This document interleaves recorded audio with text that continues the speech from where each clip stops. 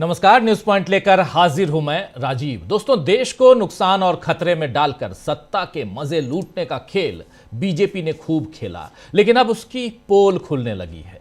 आप जानते हैं कि पिछले 5 दिनों से देश भर के एयरपोर्ट्स पर अफरा तफरी का कैसा आलम है। इंडिगो की सैकड़ों फ्लाइट्स रद्द हो रही हैं, लाखों यात्री परेशान हो रहे हैं। हताशा में आकर कोई रो रहा है, कोई जूनियर स्टाफ पर गुस्सा उतार रहा है और मोदी अपनी वैश्विक गुरु वाली छवि बनाने में लगे हुए हैं। देश में लोग किस हाल में हैं, इसकी सुध मोदी ने न पहले ली और न ही अब ले रहे हैं। गनीमत यह है कि इस बार संसद में विपक्ष इतना मजबूत है कि मोदी खुलकर मनमानी भी नहीं कर पा रहे हैं। फिर भी नरेंद्र मोदी के सत्ता में होने का नुकसान क्या है, ये एक बार फिर देश ने देख लिया। इंडिगो के ऑपरेशनल क्राइसिस के चलते देश भर में लगातार 5 दिन से उड़ानों के रद्द होने और दूसरी एयरलाइंस के टिकट दामों में बेतहाशा उछाल के बाद अब मोदी सरकार हरकत में आई है। नागरिक उड्डयन मंत्रालय ने शनिवार को यानी आज घोषणा की कि सभी प्रभावित रूट्स पर किराया नियंत्रण लागू किया जा रहा है। सरकार ने अब इंडिगो को आज रात तक सबके पैसे चुकता करने और अगले 48 घंटों में सामान वापस करने के निर्देश दिए हैं। साथ ही सभी एयरलाइनों को सख्त निर्देश जारी किए गए हैं कि वो निर्धारित किराया सीमा का पालन करें। मंत्रालय ने स्पष्ट किया है, साफ किया है कि फेयर कैप्स तब तक लागू रहेंगे जब तक पूरी स्थिति सामान्य नहीं हो जाती है। और सवाल यह है कि सरकार को क्या 5 दिन पहले ये जानकारी नहीं थी कि क्या कुछ होने जा रहा है, और 5 दिन बाद जानकारी मिली कि दूसरी एयरलाइंस ने मनमाने दाम ऑलरेडी कर रखे हैं। क्यों नहीं इस संकट के शुरू होते ही सरकार हरकत में आई? और उससे भी अहम सवाल यह है कि यह संकट क्या अपने आप आया है या इसमें भी अदानी को फायदा पहुंचाने का खेल है?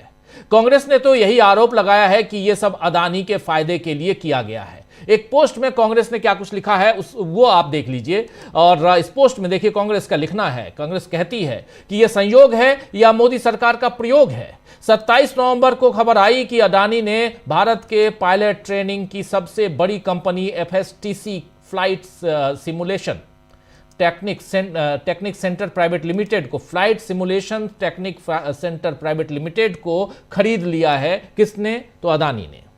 यह खबर आई 27 नवंबर को। इसके बाद 3 दिन बाद भारत में फ्लाइट देरी होने और कैंसिल होने की खबरें आने लगी थीं। चैनलों में चलने लगा कि भारत में पायलटों की भयंकर कमी है। पूरी तरह से माहौल बनाया गया कि भारत में पायलटों की भर्ती और ट्रेनिंग पर खास ध्यान देना होगा। क्या यह जानबूझकर अडानी को फायदा पहुंचाने की साजिश है? क्योंकि इससे पहले भी जब अडानी को लो क्वालिटी का कोयला महंगे दाम पर बेचना था तो देश भर में कोयले की कमी की खबरें फैलाई गई थीं। बताया जाता था कि देश में 1-2 दिन का कोयला बचा है जिसका सीधा फायदा अडानी को हुआ। क्या नरेंद्र मोदी और अडानी इस बार भी यही फॉर्मूला अपना रहे हैं? देश जवाब मांग रहा है। यह बात यहां कांग्रेस लिख रही है कि देश जवाब मांग रहा है। देखना होगा कि कांग्रेस के इस सवाल का जवाब मोदी सरकार देती है या नहीं देती है, क्योंकि कांग्रेस ने यहां सीधा सीधा नरेंद्र मोदी और अदानी के संबंधों को यहां उजागर करने की कोशिश की है। इधर एक बड़े व्यवस्थागत संकट के अलावा देश में फिर से सांप्रदायिक तनाव का माहौल बनाने की साजिश भी शुरू हो गई है। बात कर रहा हूं पश्चिम बंगाल की। पश्चिम बंगाल में कुछ महीनों में चुनाव होने हैं। आप जानते हैं कि 2026 की शुरुआत में ही मार्च अप्रैल में चुनाव होने हैं पश्चिम बंगाल सहित 5 राज्यों में।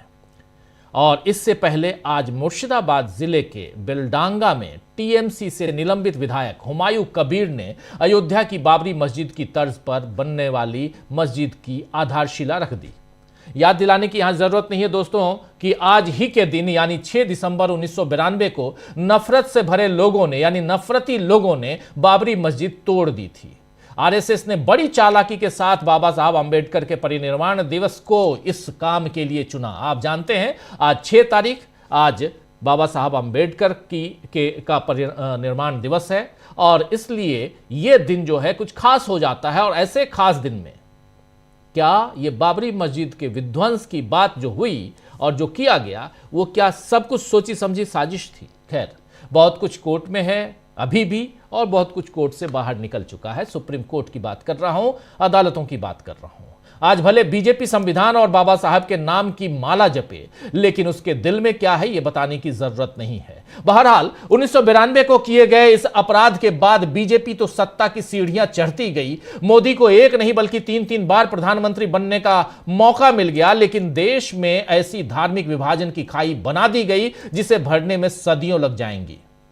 मोदी ने तो अयोध्या में राम मंदिर का उद्घाटन करने से लेकर धर्म ध्वजा फहराने तक सारे काम कर लिए, मगर संविधान की ध्वजा फहराए रखने की जिम्मेदारी इसमें आज भी अधूरी रह गई है। बाबरी मस्जिद को तोड़ना सांप्रदायिक नफरत का काम था, अब बंगाल में इसी नफरत को फिर से भड़काने की कोशिश दिख रही है। हुमायूं कबीर तो कह रहे हैं कि जब कोई मंदिर, चर्च या गुरुद्वारा बना सकता है तो मैं मस्जिद क्यों नहीं बनवा सकता। बेशक वो मस्जिद बनवाएं, लेकिन आज के दिन उसकी नींव रखना और बाबरी मस्जिद नाम देना बताता है कि मामला धर्म का नहीं बल्कि सियासत का है। वैसे इस मामले में कोलकाता हाईकोर्ट ने मस्जिद निर्माण पर रोक लगाने से इनकार किया है। हाईकोर्ट ने कहा है कि कार्यक्रम के दौरान शांति बनाए रखने की जिम्मेदारी राज्य सरकार की होगी और हाईकोर्ट के निर्देश के बाद हुमायूं कबीर ने मस्जिद की नींव रखी। आपको यह भी बता दूं कि हुमायूं कबीर ने 25 नवंबर को कहा था, यही बीते हुए 25 नवंबर को कहा था कि वो 6 दिसंबर को अयोध्या में विवादित ढांचे के विध्वंस के 33 साल पूरे होने पर बाबरी मस्जिद की आधारशिला रखेंगे। इसके बाद टीएमसी ने 4 दिसंबर को हुमायूं कबीर को पार्टी से सस्पेंड कर दिया था। वहीं भाजपा नेता दिलीप घोष मुर्शिदाबाद में बाबरी के नाम पर मस्जिद के शिलान्यास पर उन्होंने कहा है कि जनता उन लोगों को पहचानने लगी है जो राजनीतिक लाभ के लिए मुसलमानों को गुमराह करते हैं। टीएमसी और हुमायूं कबीर के बीच तालमेल है, यह मुस्लिम वोट बैंक खींचने की राजनीति है।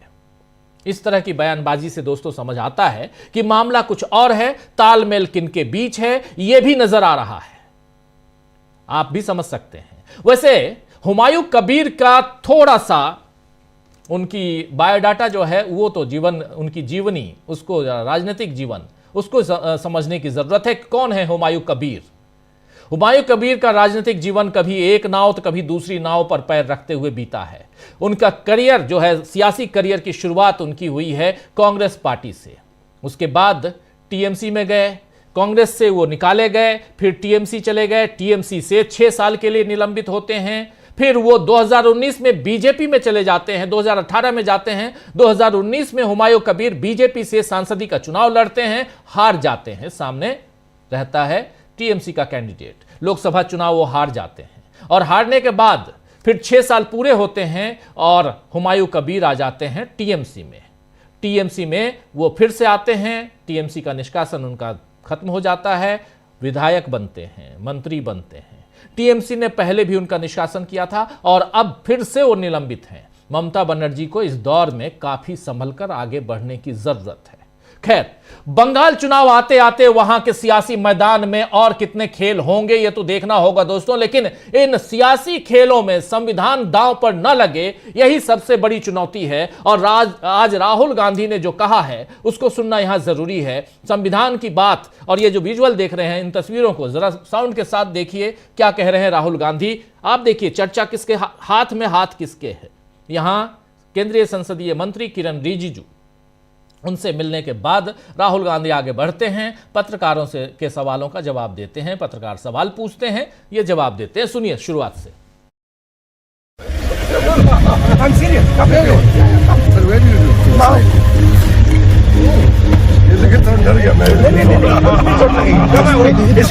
सर, बाबा साहब अम्बेडकर क्या कुछ कहना चाहेंगे सर?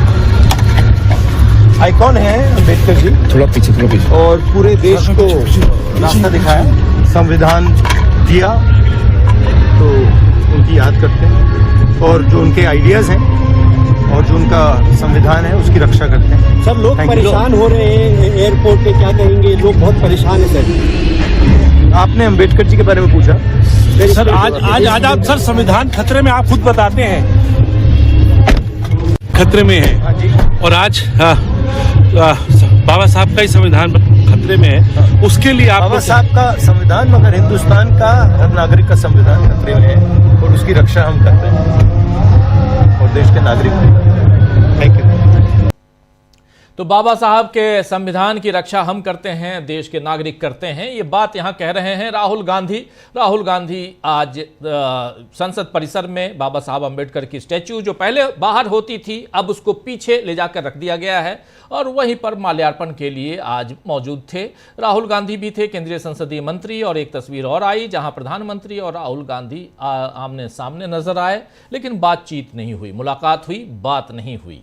और ये तब जबकि राहुल गांधी और मल्लिकार्जुन खड़गे लगातार कह रहे हैं और अपनी बातें रखते तो हैं ही, लेकिन पिछले 2 दिनों से और भी ये दोनों नेता चर्चा में इसलिए आए क्योंकि पुतिन साहब आए और उनसे मिलने नेता प्रतिपक्ष, दोनों नेता प्रतिपक्षों को नहीं दिया गया मिलने, चाहे वो मल्लिकार्जुन खड़गे हों चाहे वो राहुल गांधी हों। और आखिर ऐसा क्यों है, इस पर बीजेपी बुरी तरह से घिर गई। लेकिन जब संविधान की बात आती है तो इसी संविधान के तहत देश में चुनाव आयोग भी है। चुनाव आयोग पर उंगलियां SIR को लेकर भी उठ रही हैं और उस मसले पर समाजवादी पार्टी के प्रमुख और सांसद अखिलेश यादव क्या कह रहे हैं आज के दिन, सुनिए जरा। बोलो जल्दी दावा। SIR को लेकर दुनिया चल रही है और